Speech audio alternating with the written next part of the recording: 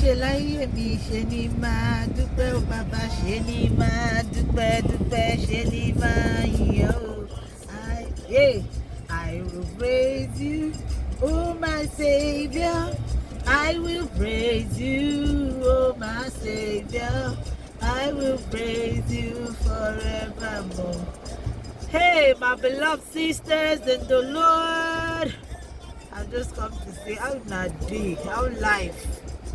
I just small matter come, we bring come. Small matter. Small matter.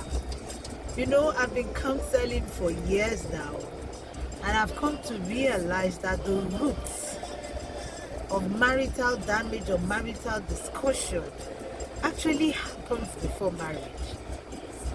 And I'll quickly touch on 5 things that you need to know. One is you must follow the process. One day I was praying and I said, God, bless Christian marriages. And the Holy Spirit cautioned me that 2 people are Christians are in marriage does not mean that marriage is Christ-like or that it was founded on Jesus. So you've got to follow the process. Christians ought not to date. Yes, I know you'll be like, what is she talking about? Dating is for unbelievers because dating is where you try out. Is this person good in bed? Can this person match me? And all that and all that. Can I communicate with this person? Good. I mean, if you're worldly, but really that's not the Christian standard.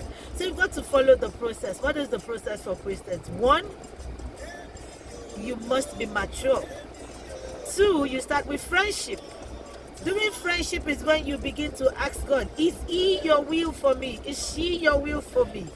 Once you sort the issue of will out, then you can enter into a relationship. Now, relationship is not for you to look at the person and say, oh, I don't like his character, so I'm dumping him.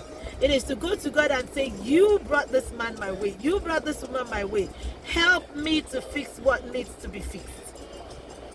That is what relationship is all about. Okay? So you've got to follow the process. After entering into relationship, you get into courtship. During relationship, you can decide you're not moving forward with this person. But if the person is God's will, why are you not moving forward?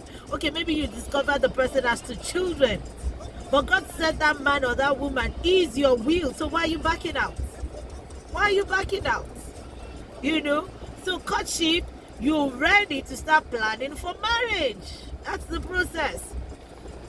And at that point, if the mother is a witch, you have to solve it together. You don't start running. I always tell people, if you leave a woman and you marry her and you go to another person, it's a woman you still go and meet. And the woman cannot be perfect for you. So during courtship, one of you is more relaxed than the other. So don't use that as an excuse to say, oh, he was snoring. If you never get into courtship, you may never see him sleep. So you've got to solve these issues together. That the next after courtship is for you to go through whatever the family requires or whatever the law requires. But guess what? A piece of paper you get in the court of law is not what keeps you married. I've been through all that, you know. So to say nonsense. Nonsense because after my husband passed on, the laws were not respected. The tradition was not respected. Unfortunately, he's not here to say, no, this is my beautiful wife, this is my rightful wife. You know, accord her all the dignity and respect. It only matters in the context of the law requires it. But don't get tied to that. Don't think that your man is not going to be adulterous because you signed a paper. That paper can be turned. That paper can be disrespected. Rather, go to the altar of God and ask God to be part of your marriage. That's 1. 2, get to know one another. You know, many people talk about Isaac and Rebecca and use them as examples of marital success. But as a counselor, their marriage was a disaster. It was ordained and ordered by God, but it was a disaster. Why? There was just one thing that Rebecca's parents gave to her when she insisted she was going. It was God ordered, God ordained. She was given a nurse, a mentor, but she did not use that mentor. Do you have a mentor? Does your man have a mentor? Does your woman have a mentor? Do you both have counselors you can reach out to? You need counselors in your life. So you've got to learn to know one another. Oh, he choose somehow, and you don't like the way he choose. Talk about it. You get to his house and things are all over the place. Be kind with your words.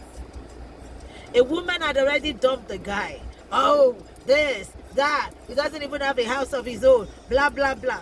She came for counseling, and in the place of counsel, the issue she was dealing with came up. And I counseled her. This man owned a home before. He lost it to mortgage crisis.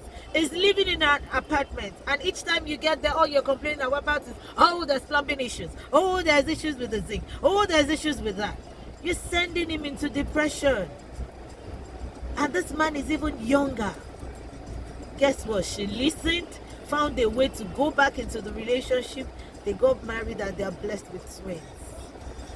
You've got to be understanding. So it is important for you to, know the person. It's important for you to follow the process. It's important for you to discover. You're entering into Discovery Channel. It's important for you to write down. Write things down. You notice this, write it down. Then go to the Lord in prayers. Go to the Lord. I don't like this about this man. For instance, the man who has just come into my life, I didn't want to live in the state he's in. But I didn't make it an issue. I went to the Lord about it. I said, God, I don't really want to go to the States, because that's where he had his previous family. I don't want to have to contend with anybody. I want my own robot. And after spending time in prayers, he reached out to me one day and he said, you know what? I don't think I want to live in this place. I think when we get married, I want us to live somewhere else. I'm even tired of this place. I need a new environment.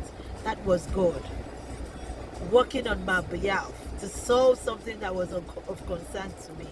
Whatever issues you're dealing with, you can take it to God in prayers. You can take it to God in prayers. Also, learn to communicate. I am a writer. I could be in a relationship and all I'm doing is just texting you. I'll be so comfortable with it. Good morning, I text you. Good afternoon. Oh, I love what you were wearing yesterday. And I won't say a word. Because, hey, this is when I do my talking. When I'm addressing people, when I'm counseling, when I'm on the altar, when I'm preaching.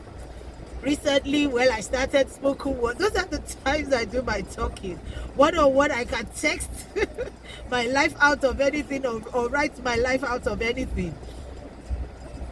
But I realized that this person needed words of affirmation and I needed to talk.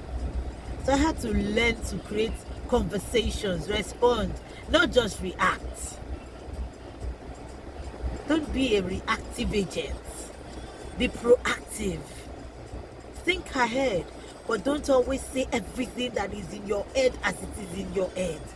Trust God to help you with the manner. I'm still learning, because I give it to you the way it is. And at times my words just eat him like a thunderbolt, and I'm like, okay, God, you need to help me. And all of a sudden he said to me one day, I'm still reviewing you. I'm like, you're reviewing me, Tibawo. You can't review me anymore. We've passed that stage. Now we're both in it together. We solve the problems together and we make this work. He can work with anyone and everyone as long as that person, or anyone, let me not say everyone before you say I'm pushing. No, he can work with anyone as long as the person is God's will for you. So who is that man that is God's will for you? If you've missed it and you're with the wrong person, there is mercy. It's not all the time that divorce is the answer. But trust me, if you've been hit and you've been emotionally abused and you've tried anything, separate for a while and let God step in. Well, I trust that God will carry you, carry your spouse, carry your partner, and usher you into bliss. Bliss is beautiful. Bliss is beautiful. If you're with a man or a woman who loves you, let God work things out so that you can begin to enjoy the joys of a blissful marriage. Till I come your way again, there will be testimonies coming to you, and I'm going to share very soon. God bless you. God keep you. Omolola is my name. Bye for now.